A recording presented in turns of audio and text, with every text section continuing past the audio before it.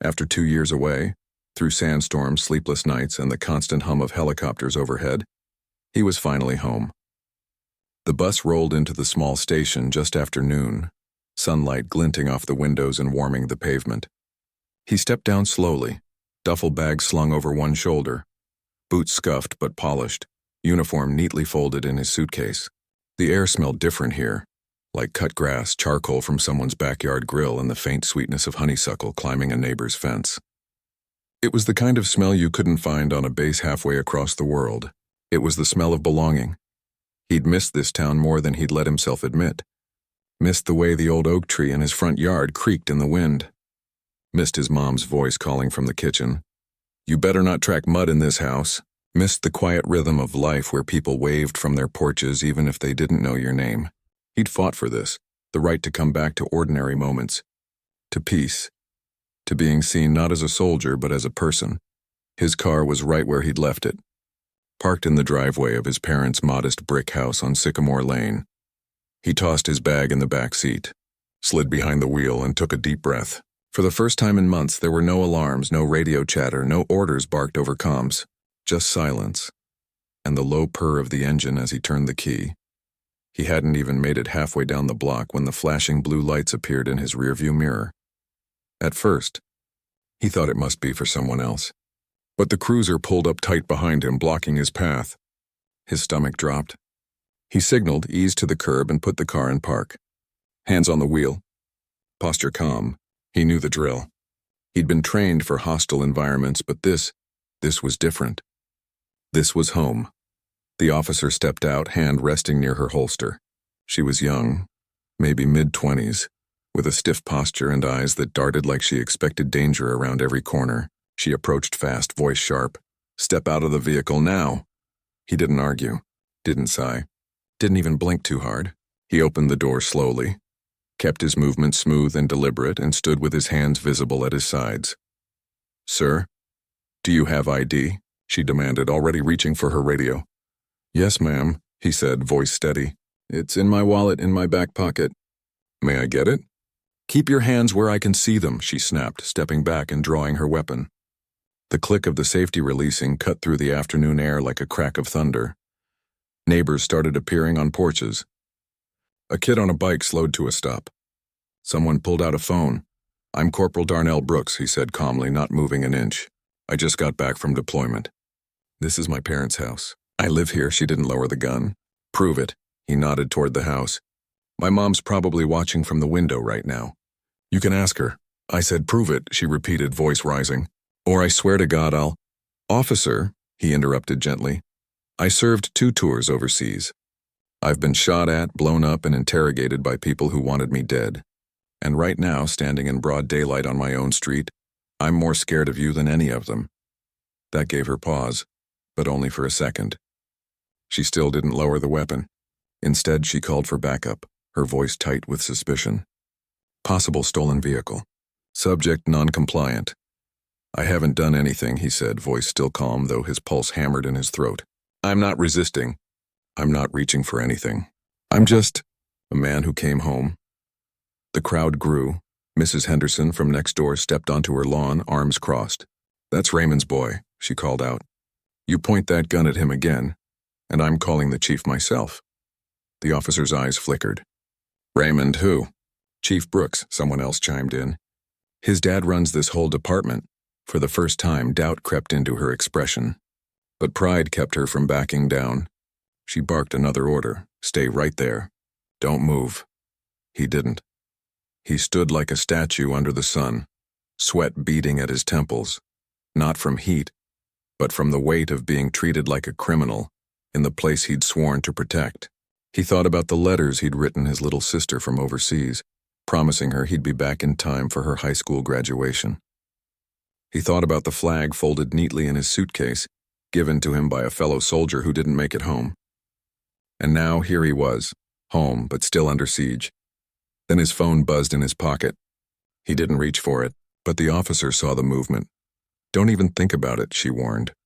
"It's my dad," he said quietly. "He probably saw the lights. Can I answer it?" "So you can talk to him yourself?" She hesitated, then gave a sharp nod. Hands where I can see them. Speaker on. He pulled the phone out slowly, tapped to answer, and held it up. Darnell? What's going on? Came his father's voice, deep, familiar, laced with concern. Hey, Dad, he said, voice cracking just a little. I'm okay. But I'm standing in front of the house with an officer pointing a gun at me. She thinks I stole my own car. There was a beat of silence. Then put her on. The officer took the phone, her hand trembling slightly now. This is Officer Lang, she said, trying to sound professional. What his father said next wasn't loud. It didn't need to be. One sentence, calm and cold as steel. Secure your weapon and wait by your cruiser. I'll be there in 2 minutes, the gun lowered. The crowd exhaled. And Darnell? He just closed his eyes for a second, feeling the sun on his face, the weight of his boots on familiar ground, and the bitter truth that no uniform, no service, no sacrifice could fully shield him from what happened next. 2 minutes later, his father appeared at the end of the driveway, not in full dress blues, but in jeans and a faded t-shirt, grass stains on his knees from mowing the lawn. He didn't say a word to the officer, just walked straight to his son, put a hand on his shoulder, and looked him in the eyes. You all right? Darnell nodded. Yeah, Dad, I'm home. But they both knew something had broken that afternoon. Not just trust, not just procedure, something deeper. And fixing it wouldn't be as simple as an apology or a report filed away in a drawer. This was the kind of wound that bled into everything. Into how a town sees its protectors, into how a son sees his country, into how a father sees his own department. And the worst part? None of it had to happen. Not in broad daylight, not on a quiet street, not to a man who'd already given so much. The moment the chief arrived, everything changed, not with shouting or drama, but with silence. He didn't storm over. He didn't point a finger or raise his voice. He just walked up the driveway like any father would, grass clippings still stuck to his sneakers, and stood beside his son. His eyes met the officer's for just a second, long enough to say everything without saying a word. Secure your weapon, he repeated, voice low but firm, and wait by your cruiser. The officer, Lang, flinched like she'd been slapped. Her hand trembled as she holstered her gun, cheeks burning red. She turned and walked stiffly back to her car, avoiding the eyes of the neighbors who now stood in clusters on lawns and sidewalks. No one said anything, but the air was thick with judgment. This wasn't just a traffic stop gone wrong. It was a mirror held up to the whole town. The chief turned to his son. You sure you're okay? Darnell nodded, but his hands were still clenched at his sides. Yeah, just tired. His dad didn't push. He just put a hand on his shoulder and squeezed. That small gesture said more than words ever could. I see you. I believe you. And this shouldn't have happened. Inside the house, Darnell's mom was already pacing the living room, phone in hand, eyes wide with fear that hadn't quite turned to anger yet. When they walked in, she rushed to her son, hugging him tight without a word. She didn't cry. She never did in front of him, but her voice cracked when she finally spoke. They pointed a gun at you? On our street? It's over, Ma, he said gently, pulling back just enough to look her in the eyes. I'm fine, but they all knew it wasn't over. Not even close. Back at the station, things moved fast.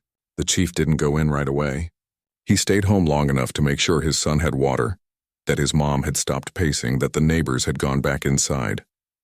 But when he finally pulled into the precinct parking lot, his expression had hardened. He wasn't just a dad anymore. He was the chief, and that meant he had a duty to everyone, not just his own blood. Lang was already in the briefing room, sitting alone at a long table, uniform still crisp but posture slumped. She looked up when he entered, eyes darting away the second their gazes met. He didn't sit. He leaned against the wall, arms crossed. Tell me what happened. She cleared her throat. I saw a vehicle matching a recent stolen car report. Dark sedan, out-of-state plates. I initiated a stop for verification. Did he resist? The chief asked flatly. No, sir. Did he reach for anything? No. Did he raise his voice? No, sir. Then why, he said, voice dropping to a near whisper, did you draw your weapon on a man who identified himself as a soldier within seconds of you approaching? She hesitated. He didn't produce his license right away. He told you it was in his back pocket and asked permission to retrieve it. That's not non-compliance. That's protocol. She looked down at her hands. I thought he might be lying. About what? His name, his address, the fact that he lives in the house he was parked in front of? She didn't answer. The chief sighed, running a hand over his face. You didn't see a suspect today, officer. You saw a black man in a nice car and your first thought was theft. Your second was threat. And your third was to pull a gun on someone who's worn this country's uniform in places most of us wouldn't last a day. She finally looked up, eyes glistening. I didn't mean... Intent doesn't matter when the barrel's pointed at someone's chest, he cut in. What matters is what you did. And what you did scared my son on his first day home. The room fell silent. Outside, the evening shift was starting to arrive. Radios crackled. Boots echoed in the hallway. But in that room, time seemed to stop. Later that night, Darnell sat on the back porch staring at the fireflies blinking in the yard. His uniform was still in his suitcase, untouched. He hadn't even changed out of his travel clothes.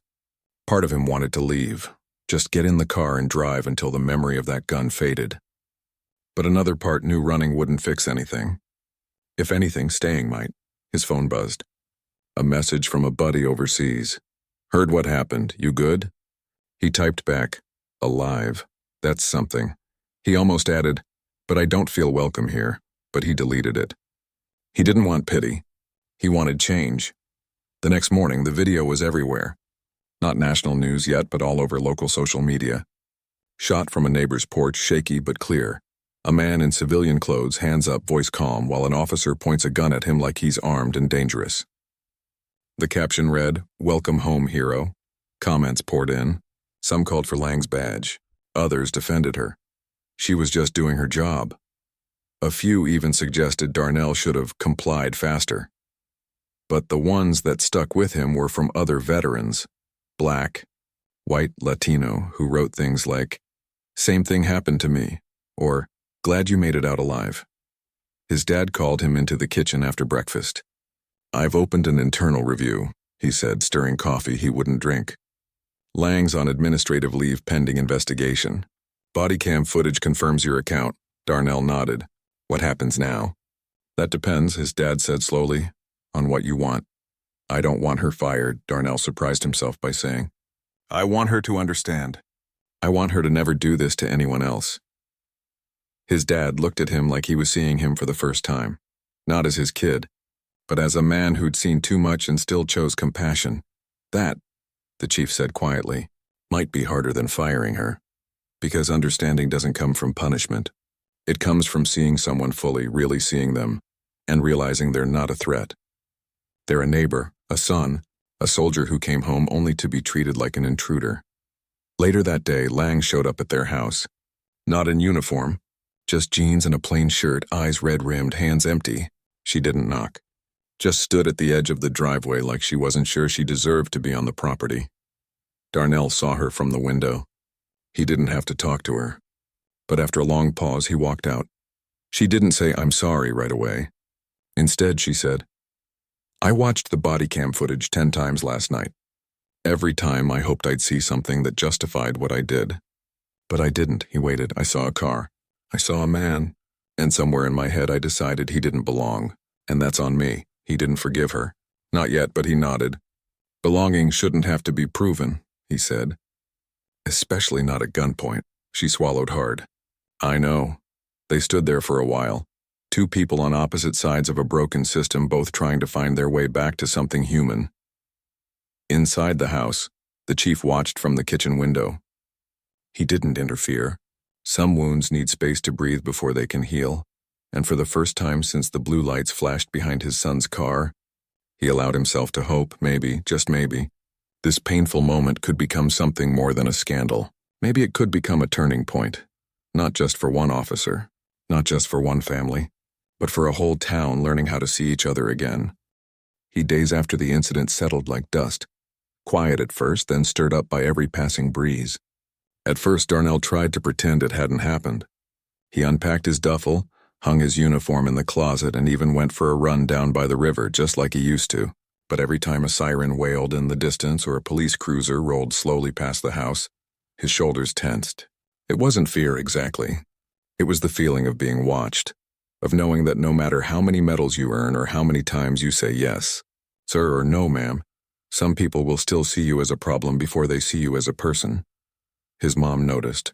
She didn't say much, just started leaving the porch light on all night like a silent signal. "You're safe here." But safety felt fragile. At the precinct, things were even more complicated. The chief had ordered the body cam footage reviewed by Internal Affairs, but word had already leaked. Officers who used to nod at Darnell when he visited his dad now avoided eye contact in the hallway. A few younger recruits slipped him quiet words of support. "That wasn't right, man." But most stayed silent, caught between loyalty to the badge and the uncomfortable truth staring them in the face. Lang hadn't returned to duty. She was on paid administrative leave, which some folks in town called a vacation. Protests hadn't erupted, not yet, but flyers started appearing on community bulletin boards and coffee shop windows. If it happened to him, it could happen to anyone. Local activists, long ignored, suddenly had a story the whole town couldn't look away from. Darnell didn't want to be a symbol. He just wanted to sleep through the night without replaying those seconds. The click of the gun, the way his breath had frozen in his chest, the eyes of his neighbors watching like it was a show. But the video kept spreading. Someone had uploaded it to a regional news site. Comments poured in. Some called him lucky. Others said he should have just done what he was told. One post read, "Real soldiers don't complain, they serve." That one stung the most, because he had served. He'd followed orders in places where one wrong move meant death. And still, none of that mattered when he stepped out of his car on his own street. His dad sat him down one evening after dinner. The kitchen was warm, the smell of collard greens still hanging in the air. "They want you to testify," the chief said, stirring his tea like it held answers. "Not just for discipline. For policy change," Darnell frowned. "What kind of change?" "Mandatory de-escalation training, implicit bias workshops, civilian oversight for use of force cases. Things I've pushed for before but never had the leverage." "Leverage?" Darnell repeated, almost laughing. "You mean my humiliation?" His dad looked him straight in the eyes. "I mean your truth, and your courage to speak it." Darnell leaned back in his chair, staring at the ceiling. He thought about the young privates he'd mentored overseas, kids barely out of high school, scared but trying their best. He'd told them, "Your word is your bond. If you see something wrong, say something, even if it's hard." Now it was his turn to live that, but speaking up came with risks. He knew how these things went. Once you become the guy who caused trouble, people stop seeing you as a person and start seeing you as a problem. And in a small town like this, reputation stuck like gum on a shoe. Still, silence felt worse. A few days later, he agreed to meet with the Civilian Review Board, a group of teachers, small business owners, and retired folks appointed by the mayor after last year's protests in a neighboring city. They met in the library's community room, folding chairs in a circle, no cameras, no press. Just people. Darnell didn't give a speech. He just told what happened, the way the sun felt on his face when he got off the bus, the smell of his mom's cooking as he pulled into the driveway, the shock when the officer drew her weapon before he'd even stepped out of the car. He talked about how he'd kept his voice calm, not because he wasn't scared, but because he knew any sudden move could be his last. One woman, a retired school counselor, wiped her eyes. "Did you ever feel like you weren't coming home to safety?" He nodded. "For a minute, I wondered if I'd made it through 2 tours just to get shot in my own neighborhood." The room went quiet. Not out of pity, but out of shared understanding. After the meeting, the board voted unanimously to recommend sweeping changes, not just training, but a new protocol requiring officers to state their reason for a stop within the first 15 seconds, and to verify residency before escalating. They also asked that Darnell be part of the training team, someone who could speak from both sides, as a soldier and as a citizen. He wasn't sure he wanted that role. But then he remembered the look on Lang's face when she realized who he was. Not just shock, shame. And shame, if handled right, could lead to change. Meanwhile, the department was divided. Some officers grumbled that one incident shouldn't rewrite the whole playbook. Others admitted quietly that they'd been in situations where they'd assumed the worst too quickly, just never with a chief's son on the other end. The chief didn't force anything. He held listening sessions, invited officers to share their fears about being punished for doing their job. But he also played the body cam footage and roll call, not to shame, but to show this is what it looks like when bias overrides procedure. Darnell started sleeping better. Not because everything was fixed, it wasn't, but because he'd stopped carrying the weight alone. His truth wasn't just his anymore. It belonged to the town now, and that meant it had power. One afternoon, he got a call from a local high school teacher. "My students saw the video," she said. "They want to talk to you." Not as a victim. As someone who stood his ground without violence, he almost said no.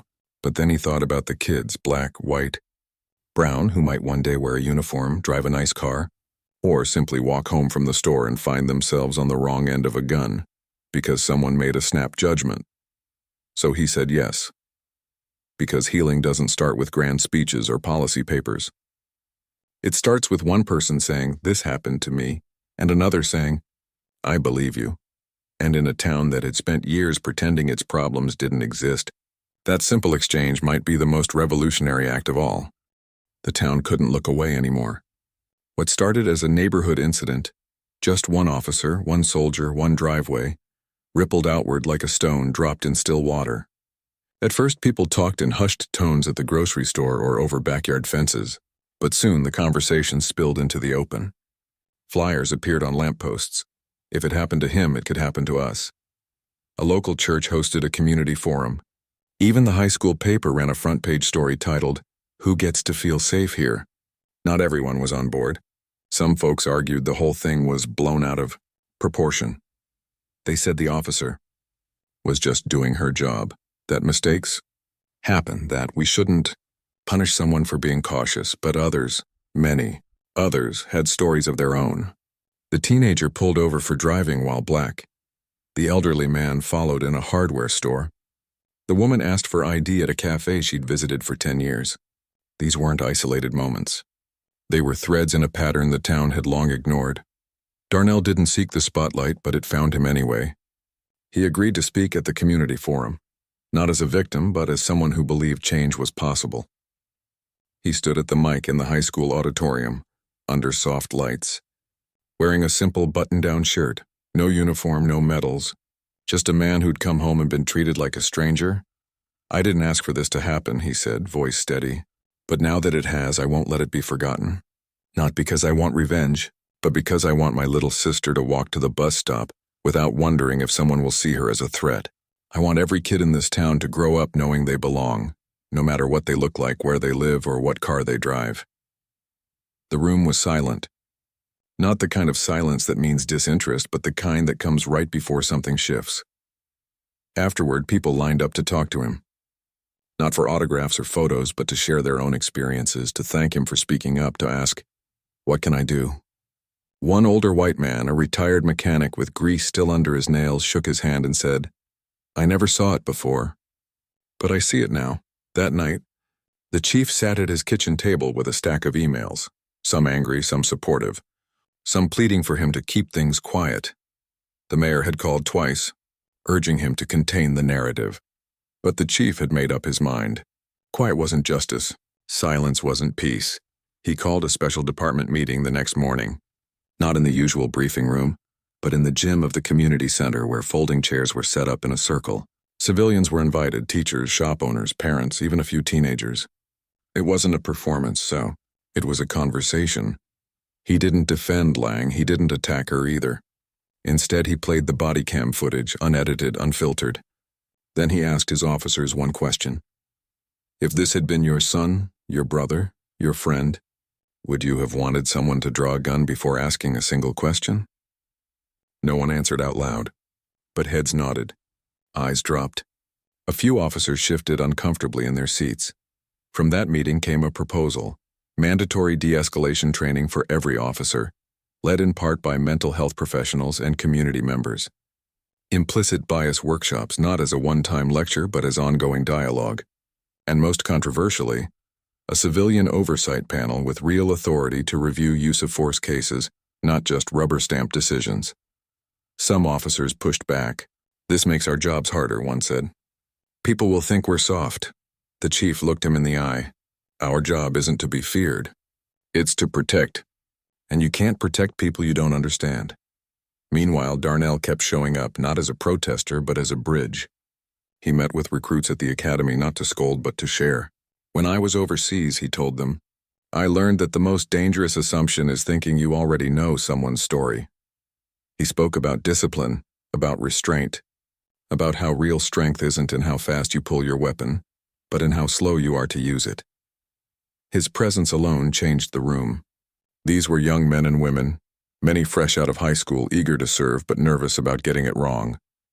Seeing someone who'd been on the receiving end of a mistake and still chose to engage gave them permission to be human too. Back in town, small things began to shift. Officers started walking beats again, not just driving past. They stopped to chat with shop owners, asked kids how school was going. It wasn't perfect. Old habits don't vanish overnight. But the effort was there and people noticed. Then came the disciplinary hearing for Lang.